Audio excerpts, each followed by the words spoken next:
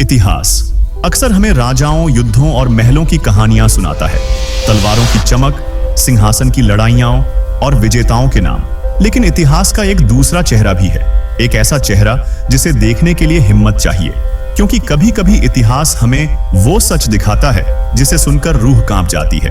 जरा सोचिए, अगर किसी औरत को अपने ही शरीर को ढकने के लिए सरकार को टैक्स देना पड़े और वो टैक्स उसके स्तनों के आकार के हिसाब से तय किया जाए। ये कोई कल्पना नहीं है, ये कोई कहानी नहीं है, ये 19वीं सदी के त्रावणकोर की कड़वी अमानवीय हकीकत थी। आज हम उसी काले कानून के पन्ने खोलेंगे और जानेंगे उस औरत की कहानी जिसने इस जुल्म को अपने खून से चुनौती दी। उसका नाम था नांगेली। और ये कहानी हमारे समाज और इंसानियत के इतिहास में शायद सबसे दर्दनाक कहानियों में से एक है। 19वीं सदी का त्रावणकोर, हरियाली से ढकी जमीन, नारियल के पेड़, नहरों में बहता शांत पानी। ऊपर से देखने पर यह जगह किसी स्वर्ग से कम नहीं लगती, लेकिन इस सुंदरता के नीचे छुपा था एक सड़ा हुआ सामाजिक ढांचा, एक ऐसा सिस्टम जो इंसानों को इंसान नहीं, जातियों में बांटता था। यहाँ लोग रोजमर्रा की जिंदगी में ऊंच नीच के जाल में फंसे हुए थे। ऊंची जातियों के पुरुष और महिलाएं अपने घरों, मंदिरों और सड़कों पर इज्जत और अधिकार के साथ जीते थे।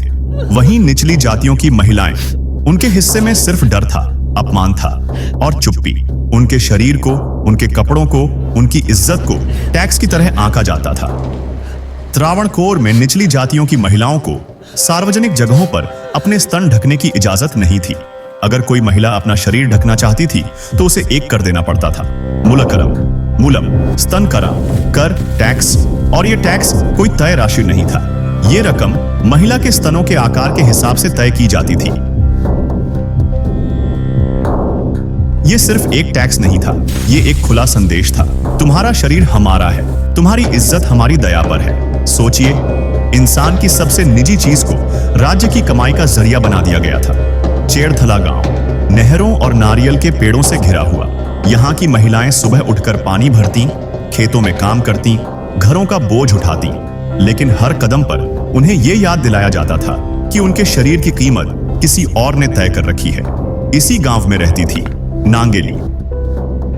वो भी उन्हीं महिलाओं में से एक थी, लेकिन फर्क इतना था कि नांगेली ने तय कर लिया था कि वो इस अन्याय को चुपचाप सहन नहीं करेगी। नांगेली ईंजावा समुदाय से थी, एक साधारण परिवार, मेहनत और स्वाभिमान की परंपरा वाला घर। गांव में उसका नाम धीरे धीरे चर्चा में आने लगा, क्योंकि वो कम उम्र में भी अपनी इज्जत के लिए खड़ी होना जानती थी। एक दिन टैक्स वसूलने वाले अधिकारी नांगेली के घर पहुंचे। चेहरे पर ठंडी बेरहमी, आंखों में सत्ता का घमंड। मुलक का रम दो, उन्होंने कहा, या सजा भुगतो। आसपास की महिलाएं डर से पीछे हट गईं, लेकिन नांगेली वो पीछे नहीं हटी। उसके मन में डर नहीं था, सिर्फ एक सवाल था, क्या तुम मेरे शरीर को अपनी संपत्ति मान सकते हो? कुछ देर बाद नांगेली घर के अंदर गई। गांव सन्नाटे में डूबा हुआ था और फिर वो बाहर आई। हाथ में ना पैसे थे ना कपड़े। उसके हाथ में था एक केले का पत्ता और उस पत्ते पर उसकी कटे हुए स्तन। ये कोई पागलपन नहीं था, ये कोई अंधा गुस्सा नहीं था, ये एक राजनीतिक बयान था, एक आखिरी सवाल। देखो, यही है जिसे तुम टैक्स की तरह आंकते हो। कुछ ही देर में अत्यधिक रक्तस्राव से नांगेली की मृत्यु हो गई। कहते हैं उसके पति चिरुकंदन इस सदमे को सह नहीं पाए और उन्होंने भी उसी आग में कूदकर अपनी जान दे दी। नांगेली की मौत एक और मौत नहीं थी, उसने पूरी रियासत को हिलाकर रख दिया। राजा को मूलाकरम यानी ब्रेस्ट टैक्स खत्म करना पड़ा। हालांकि महिलाओं को पूरे कपड़े पहनने का अधिकार तुरंत और पूरी तरह नहीं मिला। चन्नर रिवोल्ट जैसी कई लड़ाइयां बाद में लड़ी गईं, क्योंकि इतिहास हमें यह सिखाता है, अधिकार कभी मुफ्त में नहीं मिलते। आज भी चेड़थला में उस जगह को मुलाचिपराम्बू कहा जाता है। वो जमीन सिर्फ मिट्टी नहीं है, वो एक याद है, एक चेतावनी है और एक सवाल है। कुछ कहानियां कभी मिटती नहीं, वो हवा में गूंजती रहती है। जब भी हम बराबरी की बात करते हैं, हमें याद रखना चाहिए, ये हक किसी ने तो खून से लिखा था। नांगेली पहली थी, लेकिन आखिरी नहीं। कई नांगेलियां बिना नाम के इतिहास में दफन हो गईं। अगर ये कहानी आपको अनकंफर्टेबल लगी तो यही इसका उद्देश्य था, क्योंकि अन्याय कभी आरामदेह नहीं होता।